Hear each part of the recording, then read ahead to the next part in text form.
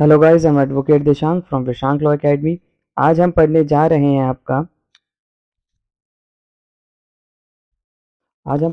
आपका मध्य प्रदेश विशेष न्यायालय विधायक यानी कि एमपी स्पेशल एक्ट। ठीक है, स्पेशल कोर्ट एक्ट। इसका मतलब है कि एमपी के स्पेशल कोर्ट से रिलेटेड बात है। इससे पहले हम 13(1) को जानते हैं। ई जो है वो आपका 2018 प्रिवेंशन एक्ट में हट चुका है। देखिए ये कोर्ट जो होंगी, यानी कि इससे ही बात पता चल रहा है कि स्पेशल कोर्ट्स किस रिलेटेड होंगी। तो हमें ये दो एक्ट एक साथ है, हमारा prevention of corruption act plus आपका स्पेशल कोर्ट एक्ट। जो प्रिवेंशन ऑफ करप्शन एक्ट का सेक्शन 13 जो है उससे रिलेटेड, यानी कि जो बात करता है आपका criminal misconduct by public servant, यानी कि कोई मिसकंडक्ट करता है आपका पब्लिक सर्वेंट, डिसऑनेस्टली फ्रॉडुलेंटली मिसअप्रोप्रिएट करता है, convert his on use, property का अपने यूज में कर लेता है, या कोई अपनी आय से ज़्यादा इनकम रखता है।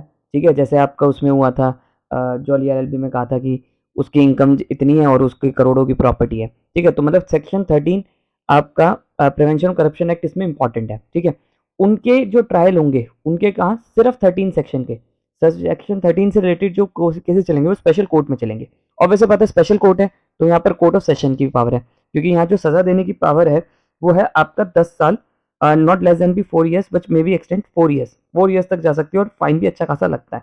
ठीक है, तो 4 ईयर्स मिनिमम होती है और आपका 10 साल मैक्सिमम होती है। तो ऐसी चीजें की बात हो रही है करप्शन से रिलेटेड, तो ये स्पेशल कोर्ट की बात हो रही है।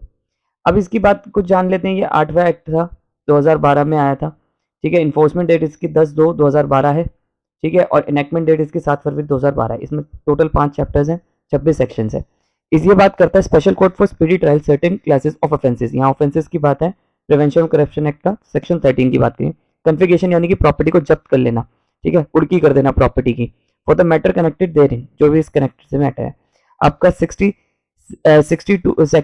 ईयर में बना था ये आपका मध्य प्रदेश में। तो ये ऑब्वियस बात है, ये क्या बात कर रहा है कि प्रिवेंशन ऑफ एक्ट का सेक्शन 13 और एमपी के जो पब्लिक सर्वेंट्स है, क्योंकि ऑब्वियस बात है लोकल लॉ है, तो एमपी के जो पब्लिक सर्वेंट्स है जो एमपी स्टेट गवर्नमेंट के अंडर आते हैं उनके ऊपर लगेगा। और उनका ट्रायल कहाँ चलेगा, स्पेशल कोर्ट्स के अंदर चलेगा, जो ये बताया स्पेशल कोर्ट की जो न्यायालय अब है। इसे हम कहें तो इसे आपका ये पूरे एमपी में लगेगा, यानी कि 52 डिस्ट्रिक्ट्स में लगेगा। It shall come into the fourth date में भी नोटिफिकेशन, जब आपका नोटिफाई कर देगी सरकार। ठीक है, डेफिनेशन क्लॉज की बात करें तो यहाँ एक्ट का मतलब है प्रिवेंशन ऑफ करप्शन एक्ट। बी बात कर रहे हैं ऑथोराइज ऑफिसर्स हो गए, जो 14 की बात करेंगे। ठीक है, सेक्शन 14 की बात आपका इसके एक्ट के तहत serving officer higher judiciary service से होना चाहिए, यानी कि सेशन जज या एडिशनल सेशन जज लेवल के ही वो जजेस होंगे जो स्पेशल कोर्ट्स में बैठेंगे इनमें। ठीक है, और कौन से केसेस देखेंगे, सेक्शन 13 के प्रिवेंशन ऑफ करप्शन एक्ट के केसेस ही देखेंगे बस वो। कोड आपका सीआरपीसी। ठीक है, डिक्लेरेशन सेक्शन 5 में जो बताया गया, ऑफेंस। अब यहाँ पर ई की वाला जो बात है ये 2018 में हट चुकी है प्रिवेंशन ऑफ करप्शन एक्ट के तहत। ठीक है, तो ये हट चुका है, तो 13(1) में ही जितने आते हैं। ठीक है, अच्छा अब देखो यहाँ पर क्या है, मान लो एक पुलिस वाले ने 13 प्रिवेंशन एक्ट का केस करा और आईपीसी के ऑफेंस करे, और वो एमपी का एमपी का पब्लिक सर्वेंट है, एमपी का गवर्नमेंट का पब्लिक सर्वेंट है। तो क्या स्पेशल कोर्ट आईपीसी के वो ऑफेंसेस भी ट्रायल कर सकती है? आंसर इज यस, क्योंकि वो इन एडिशन है। जहां 13 सेक्शन लग गया उससे रिलेटेड कोई भी सेक्शन लग रहे हो, ठीक है, कोई भी और भी इन एडिशन सेक्शंस लग रहे हो, या 13 इंडिपेंडेंटली लग रहा हो, या उसके रिलेटेड और भी एक्ट के सेक्शंस लग रहे हो, वो भी आपका स्पेशल कोर्ट में ही चलेंगे। ठीक है, स्पेशल कोर्ट जो आपका अंडर सेक्शन 13 बताया गया। और इसके डेफिनेशन के 2 सब क्लोज 2 में ये दे रखा है कि अगर आपको कोई शब्द यहाँ पर ना मिले तो सीआरपीसी में देख लो और आपका प्रिवेंशन ऑफ करप्शन एक्ट में देख लो।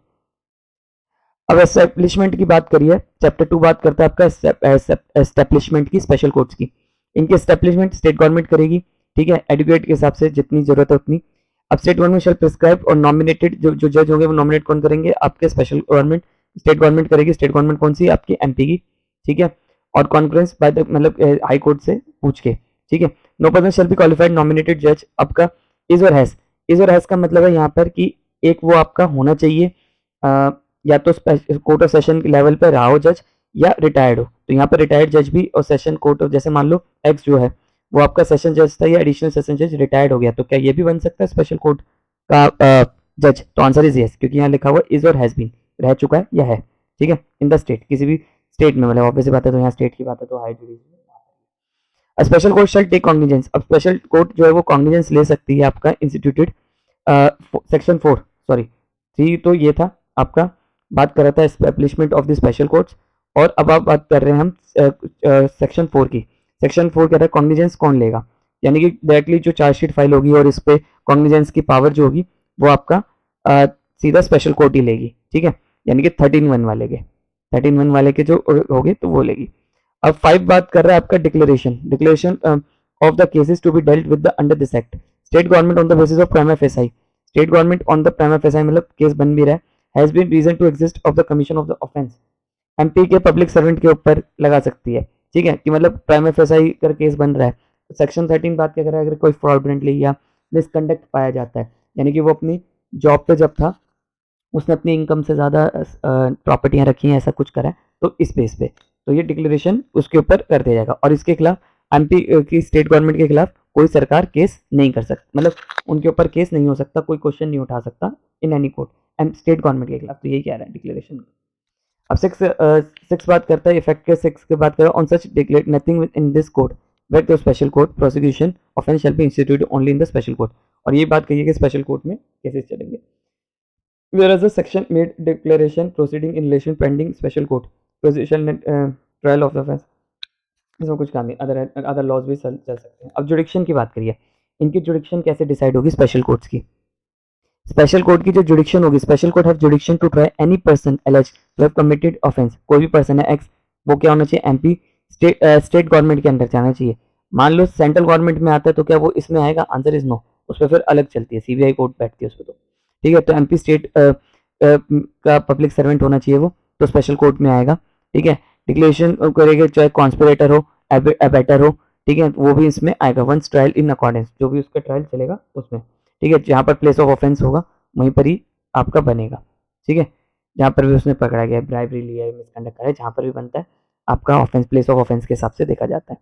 8 बात करता है स्पेशल कोर्ट शेल ट्रायल और such case follow the procedure prescribe the trial warrant case. सबसे इंपॉर्टेंट है जो स्पेशल कोर्ट का जो ट्रायल चलेगा वो आपका वारंट केस के हिसाब से चलेगा, वारंट ट्रायल होगा इसका, ठीक है। अब 8 में सब क्लॉज 2 बात कर रहा है इनकंसिस्टेंस अगर कुछ पाया जाता है, the person conducting special court shall deem to be public, मतलब पीपीई करेगा उसको, कंडक्ट जो होगा स्टेट स्पेशल कोर्ट में पीपीई बैठेगा। इसका 3 बात कर रहा है, 8 का 3 बात कर रहा है कि स्पेशल कोर्ट में pass any person convicted any sentence authorised by the, जो भी सेक्शन में है, जैसे इसमें सजा है 4 साल से 10 साल तक की, तो वो सजा दे सकते हैं। अपील जो जाएगी इसकी कहाँ जाएगी, आपका स्पेशल कोर्ट की हाई कोर्ट जाएगी, ऑन द फैक्ट के बेस पे भी, लॉ के, मतलब कोई पॉइंट पे भी जा सकती है, लॉ के बेस पे भी जा सकती है। From any judgment and sentence, या सेंटेंस पे कोई चैलेंज करना हो या जजमेंट पे चैलेंज करना हो, बट एक्सेप्ट नो अपील और reason shall lie in the court from any judgment और ऑर्डर, एनी जजमेंट और ऑर्डर के बेस पे नहीं जाएगी। मतलब अगर कोई पॉइंट फैक्ट के बेस पे और लॉ के बेस पे जा रहे हो तो ठीक है, कोई ऑर्डर पे रिवीजन और अपील लाए नहीं करेगी, ठीक है। और 9 का 3 कह रहा है कि any appeal in this section preferred 30 days, appeal का टाइम कितना है, 30 दिन तक है। अपील का टाइम कितना है आपका यहाँ, 30 दिन, 30 डेज में अपील डिसाइड हो जानी चाहिए, ठीक है। मतलब अपील, सॉरी, मान लो इस दिन इसे सेंटेंस हुआ, अब कोर्ट हाई कोर्ट जाना चाहते हैं, ठीक है, जबलपुर बेंच पे जाना चाहते हैं, तो कितने दिन में जाएंगे, 30 डेज में, जिसमें आप सर्टिफाइड कॉपी का पीरियड को एक्सक्लूड कर दिया जाएगा। प्रोवाइडेड द हाई कोर्ट में entertain any appeal, high court किसी भी अपील को ट्रायल कर सकती है आफ्टर, अगर 30 दिन का टाइम भी निकल गया, और फिर क्या करेगी हाई कोर्ट, एक सफिशिएंट रीजन लिखेगी कि हाँ चलो ये इस वजह से नहीं आ पाया, मैं इसके 30 डेज निकल चुके हैं तब भी इसे अपील को मैं सुनूंगा, तो यहाँ पर अपील सुनी भी जा सकती है। ट्रांसफर ऑफ केस, अब ट्रांसफर ऑफ केस, एक मिनट, ट्रांसफर ऑफ केस, अब यहाँ पर जो ट्रांसफर होंगे वो हाई कोर्ट ट्रांसफर कर सकते हैं स्पेशल, वन स्पेशल कोर्ट से दूसरे स्पेशल कोर्ट, यानी कि हाई कोर्ट जो होगी वो आपका किसी भी एक स्पेशल कोर्ट से दूसरी स्पेशल कोर्ट में केस ट्रांसफर कर सकते हैं, तो ट्रांसफर हाई कोर्ट करेगी, ठीक है। मान लो जबलपुर से इंदौर शिफ्ट करना है, जबलपुर से इंदौर शिफ्ट करना है, तो हाई कोर्ट जबलपुर से इंदौर शिफ्ट कर देगी, इसके अंदर सेक्शन 10 के अंदर। अब बात करें आपका 11 की, 11 कहता है special court not bound to adjourn trial, यहाँ पर स्पेशल कोर्ट जो है वो एडजर्न नहीं करेगी मैटर को, ठीक है, कोई मतलब आपका डेट पे डेट, तारीख पे तारीख नहीं मिलेगी, और अगर तारीख देगी तो स्पेशल कोर्ट कोई रीजन रिकॉर्डिंग में देगी, ठीक है, कि आज इनकी तबीयत खराब थी इसलिए, या मेरी तबीयत खराब थी इसलिए आज की डेट एडजर्न कर दी गई। Special court Endeavour dispose the trial with in the period of 1 year, यहाँ पर लिख दिया है कि जब अगर केस अगर इंस्टीट्यूट हुआ, जिस दिन चार्जशीट आ गई या केस ट्रांसफर हुआ तो इसमें क्या बताया गया कि 1 ईयर तक होगी, यानी कि 1 साल के अंदर अंदर केस को खत्म करना होगा।